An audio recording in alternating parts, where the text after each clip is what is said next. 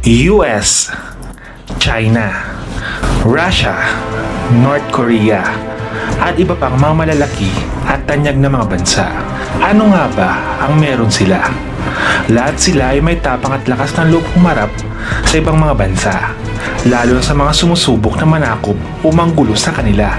Sa mga nabanggit na bansa, ang kanilang pare-parehong sagot ay dahil sila ay panatag sa kanilang mga armas, kagamitan, tauhan at lalong-lalo na ang kanilang mga natatanging mga missiles at rockets na kanilang magamit kung sakali mang umabot sa hindi ninanais na mga sitwasyon tulad ng pananakop ng ibang bansa o maski ang pakikipagdigmaan. Dahil sa kanilang kahandaan tulad nito, hindi sila madaling natatakot o naalipusta ng ibang mga bansa. Nakakalungkot mang sabihin, subalit ito ay isang bagay na hindi pa natatamasa ng ating bansang Pilipinas.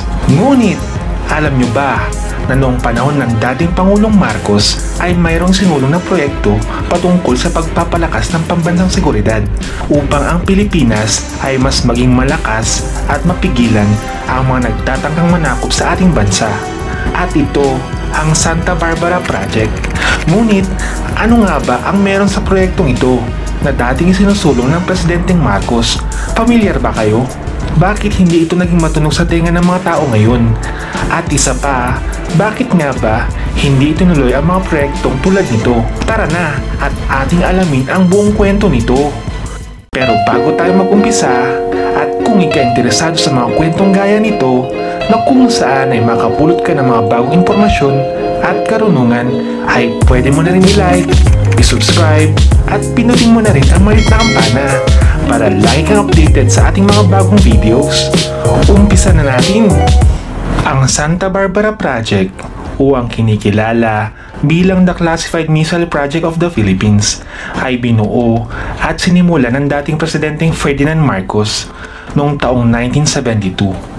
Ang proyektong ito ay isa lamang sa maraming mga proyekto na pinano ng dating Pangulo na ang tanging hangarin lamang ay ang mapaunlad at makipagsabayan ng Pilipinas sa karatig bansa nito. Sa madaling salita, ang Santa Barbara Project ay patungkol sa pag-imbento, paggawa at pagtitest ng iba't ibang uri ng mga missile o rocket ng Pilipinas. Ang mga missile at rocket ang sanay maging isa sa pinakamakapangyarihang armas na makakamtan ng Pilipinas. Halimbawa sa mga ito ay ang tinatawag na Ground-to-Air Missile o GTAM, Air-to-Air Missiles o AAAM, at ang Air-to-Ground Missiles o AMRAAM. Ang naging pangunahing layunin ng proyektong ito ay upang mabantayan at maprotektahan ang ating bansa sa kung sino man ang nagtatangkang manatok o maniil sa atin. Dahil sa malalaki at makapangyarihang mga armas na mahahawakan ng ating bansa, ay magdadalawang isip muna ang ibang bansa na malitin o alipustahin ang Pilipinas at mas pipiliin nilang maging mag-ingat upang maiwasan ang kahit anong uri ng gulo. Isa pang layunin na nais-kamtan ng proyektong ito ay ang pagiging exporter ng mga missile o rocket sa mga karatig bansa nito.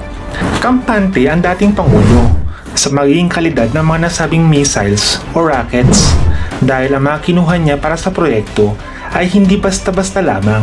Ang mga pangunahing taong nagpapanatili sa maayos na pag-usad ng proyekto ay ang pinakatanyag at kilalang mga scientists at mga engineers na Pilipino at ilang Germans sa larangan ng science at aerospace engineering. Akalain mo yun, mga sikat at tanyag ang kinuha ng dating Pangulong Marcos.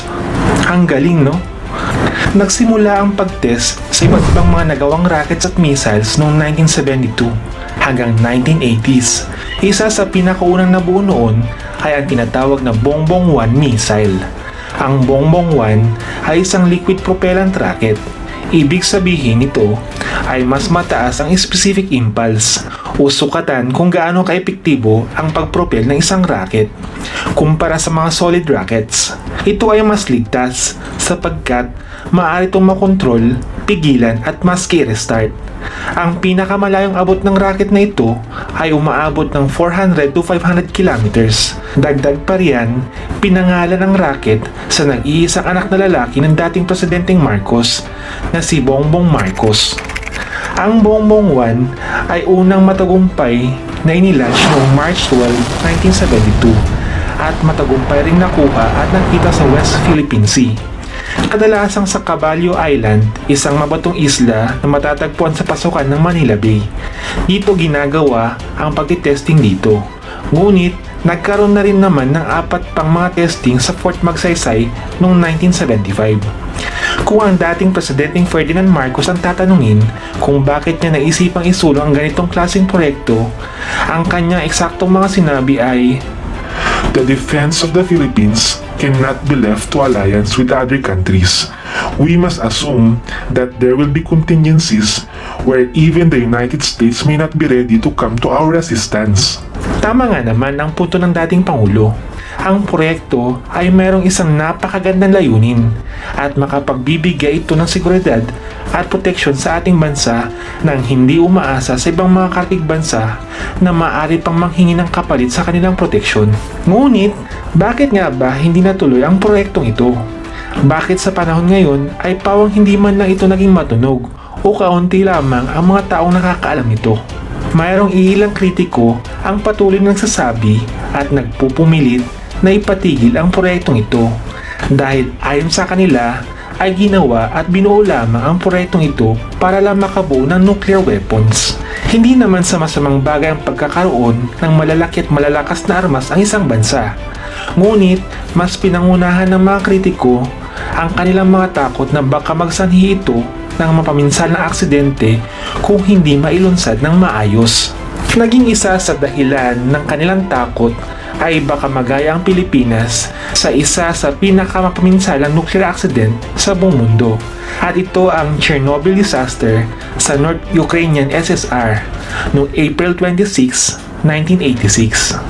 Dahil dito ay ipinatigil at ikinansila ng sumunod na Pangulo na si Corazon Aquino ang nasabing Santa Barbara Project ng Pangulong Marcos.